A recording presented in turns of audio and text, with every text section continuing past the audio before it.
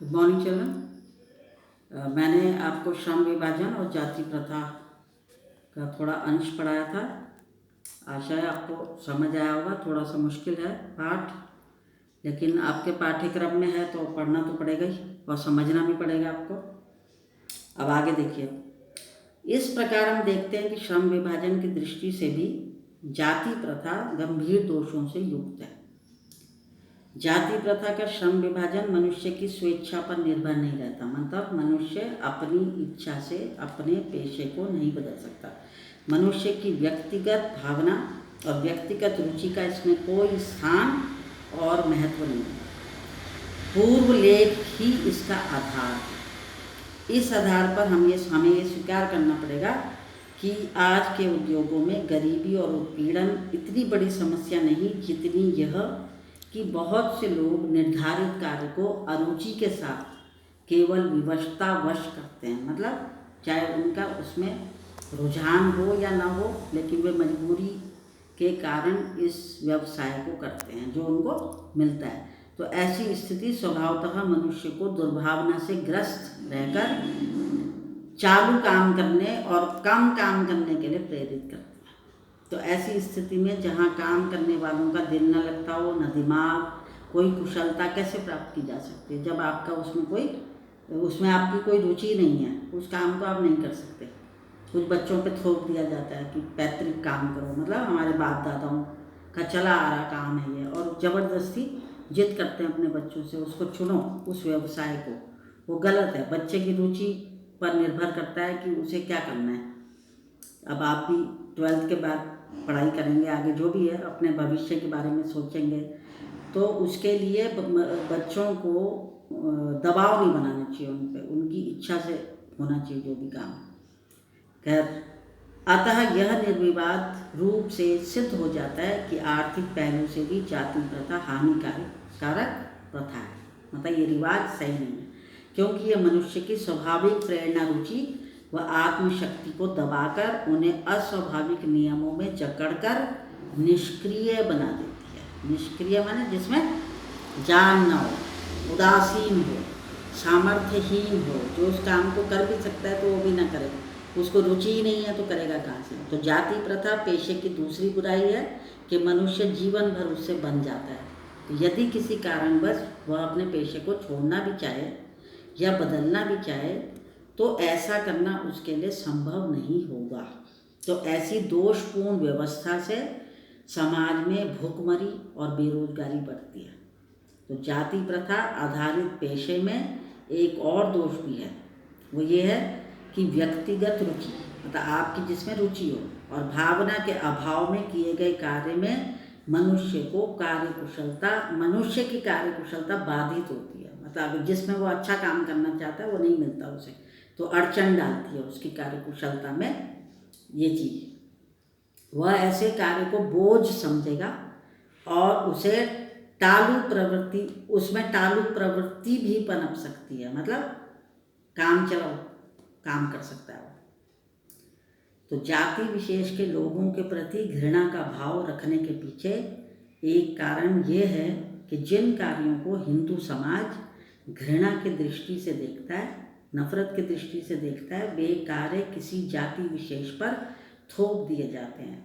फलस्वरूप उन कामों को करने वाली जाति समाज में हे दृष्टि से देखी जाती है। हे माने घृणा की दृष्टि से देखी जाती है, लोग घृणा करते हैं उनसे। अगर ये जितने भी भंगी हैं ये अगर अपना काम ना करें तो कौन करेगा बताइए?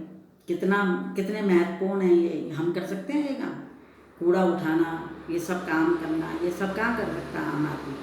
तो इसलिए अम्बेडकर ये चाहते थे, इस भाषण में उन्होंने यही कहा है कि जाति प्रथा नहीं होनी चाहिए, श्रम विभाजन नहीं होना चाहिए, मतलब हर व्यक्ति को पूर्णतः स्वतंत्रता मिलनी चाहिए कि वो अपने पेशे का चुनाव अपनी इच्छा से कर सके, लेकिन ऐसा नहीं है।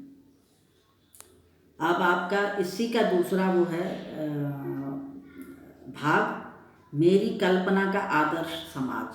ये अम्बेडकर जी कह रहे हैं तो जाति प्रथा के खेदजनक परिणामों की नीरस गाथा को सुनते सुनाते आप में से कुछ लोग निश्चय ही ऊब गए होंगे। ये अम्बेडकर जी कह रहे हैं, जाति प्रथा के जो ये दुखद परिणाम हैं, उनकी नीरस कहानी है ना, उसको सुनते सुनाते आप में से कुछ लोग अवश्य ऊब गए होंगे। तो ये अस्वाभाविक भी नहीं है, स्वाभाविक है भाई ऊबना।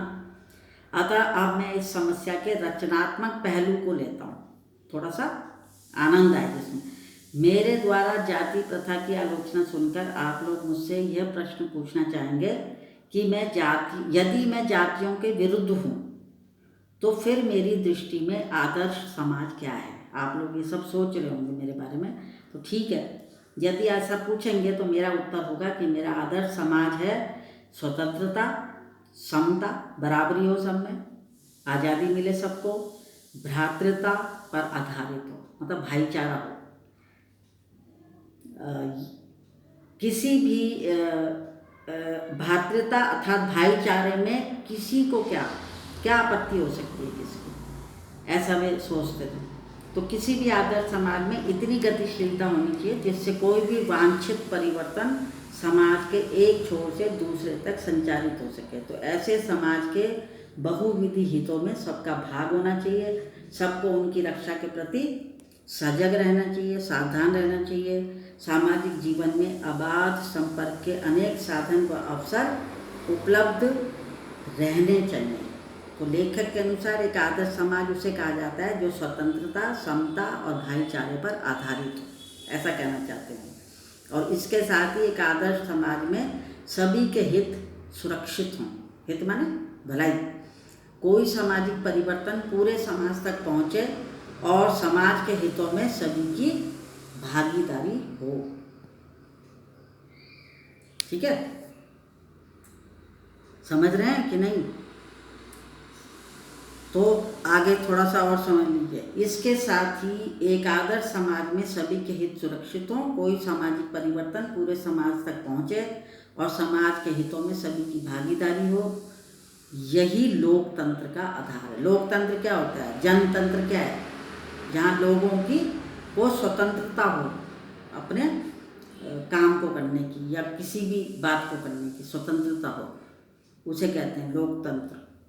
तो एक आदर्श समाज में सभी को समान रूप से जाने आने, जीवन और शारीरिक सुरक्षा की स्वतंत्रता होनी चाहिए। इसी प्रकार संपत्ति के अधिकार और आजीविका चलाने के लिए औजार और सामग्री रखने की स्वतंत्रता भी एक आदर्श समाज में अपेक्षित है। मतलब एक आदर्श समाज वही है जहाँ सबको इस बात की भी स्वतंत्रता मिले।